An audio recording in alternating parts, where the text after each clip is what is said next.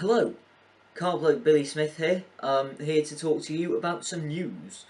Because I couldn't think of anything else to make a video on. Anyway, the first port of call for my news roundup is the Toyota GR Corolla. 300 brake horsepower, four-wheel drive, quite similar to the GR Yaris, just a bit bigger basically. Uh, the Corolla, oddly enough, is the best-selling car in the world because every car that Toyota spent about 3 seconds naming and couldn't think of anything. If they couldn't think of anything, then they called it the Corolla. So there are SUVs or crossover SUVs, hatchbacks, estates, all sorts are called the Corolla. So it is the best-selling car in the world ever. But the sad thing about the Toyota Corolla, despite the fact that I really love it, I have to hate it because it's not coming to the UK, and I don't want to miss out. I don't want to feel like I'm missing out. It's only got 3 cylinders anyway. 1.6 litre 3-cylinder produces 272 pound-foot of torque and 300 horsepower. Four-wheel drive. Nope, nope. I don't like it. I don't like it. I don't like it. I don't like it. I don't like it. Oh, I really love it, but it's it's probably not as good as Yaris, which is the GR Yaris, which is absolutely fabulous. I haven't driven one, obviously, but just based on everything that I've heard about it, it is fabulous, and I'm hoping that this is not quite as good, so I'm not missing out on anything. Second bit of business. Actually, before I get to that, you may notice I'm wearing overalls. That's because I just got out of the garage, having done a little bit of work on the chassis and carburettor of my Austin project. I won't make a video on that. I haven't finished the carburettor or the bit of the chassis that I was doing. My mum was helping with the carburettor. But yeah, I haven't done any of that or completed any of it. So I won't make a video on it just yet, but I might do at some point. Anyway, the second port of call is the Lotus Eletre, Eletre, Eletre, Eletre, Elite, Eletre, Eletre.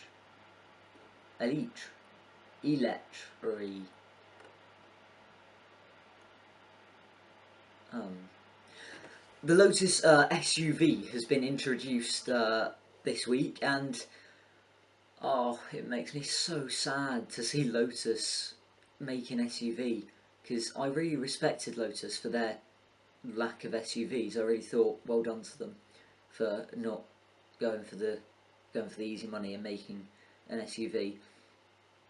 But at least when they've done it, they've done things properly. They've made it a sports utility vehicle. I'm not sure about the utilitarianism, but the sportiness is definitely there, because it's the first hyper SUV with 600 horsepower. 600 horsepower to begin with. And while I don't like it because it's an SUV, the front end does have a certain pizzazz about it. It's not pretty. It's not like old Lotuses, which were beautiful to look at, but it's definitely got something about it which makes it look very scary. But it's the opposite of what Colin Chapman would have wanted. He liked to simplify and add lightness. Electric cars are definitely not simple, and nor are any modern cars at the moment. So I can live with non-simpleness, but also it's an electric SUV, which is not going to be light at all, and I doubt it's going to be the best car to drive, although I am saying that with no knowledge, so it could well be absolutely brilliant. That might be for an SUV though, so it's still not going to be as good as the Elise or the Evora or the Exige. But one good thing is I'm hoping that it will allow Lotus to get money in and spend some on making some proper sports cars. The Evija, that's not necessarily a Lotusy sports car. That's a very fast car, but it's not a Lotusy sports car. I think if if they make a lot of money from this, which I'm hoping they will, otherwise it's useless. If they make a lot of money from this, then they should at least be able to invest in maybe making a new car which is completely driver focused, like the Elise, which is being killed off, obviously.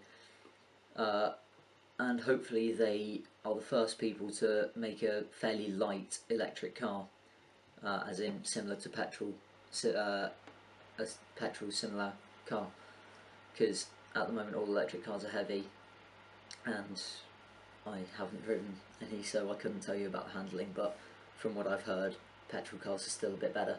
That's what some people miss, the soul, the passion. That's kind of sad news.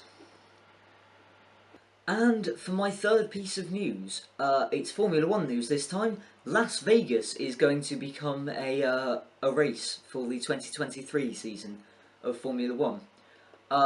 It's another street circuit, and it's going to be, I think, very pretty, but not necessarily very good to watch. I think this is another time when F1 has followed the money, and God knows Las Vegas has a lot of it. But yeah, apparently it will take place in the Las Vegas famous Strip, which I mean, it should be interesting, and hopefully there might be some good racing. But it's a street circuit. Everyone complains about Monaco. Well, it needs to go. It needs to go.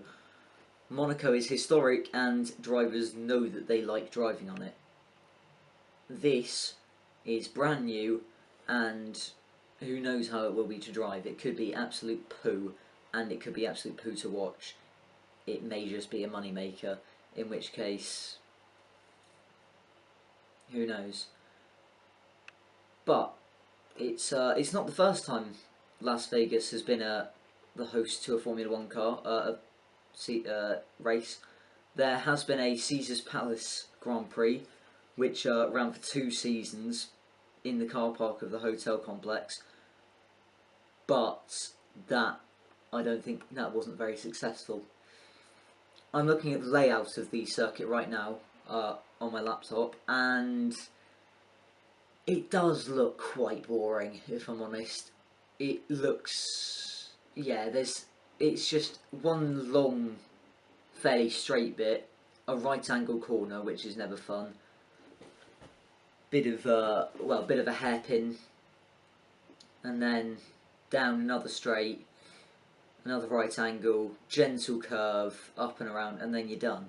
There's what, 10 corners in total. It doesn't look good. If I'm honest, this doesn't seem like it's gonna be very nice. I don't think I'll enjoy it, but I'll obviously watch it, and I am obviously making this this video before the 2023 season. The news has just come out for anyone who may be watching this in the future, and I have to say, it doesn't look like it's going to be any good. But if you are from the future and the race has happened, then please do tell me how interesting it is, and if it's very interesting, then I'll make a video if I'm still going, if I'm still alive, if everything's still happening. I'll make a video taking everything that I'm saying right now back, but for the moment I'll keep my opinions as they are and say doesn't look good. Anyway,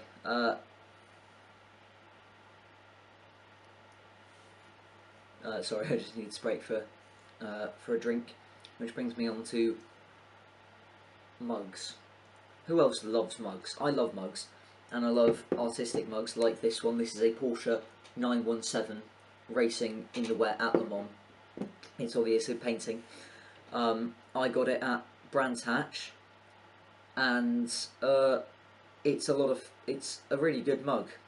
I know you may be thinking, what's he on about mugs? But I just really like the design, and I like this kind of handle because it means that I can hold it like this without having to actually touch the mug. So if I have something hot, then I'm good. At the moment I don't have anything hot, so I don't have to do that. But if I do, then I can. Sorry, that was just a bit of rambling. Anyway, thank you very much for watching my video, if you have. I don't know why I said that. But yeah, thank you very much for watching, and this may well become a regular piece in my channel. Please comment if you think it would be a good idea, and also comment with some ideas for posts or videos that I can make, because I am starting to run out of ideas. I have a few things that I could do, but I'm not sure.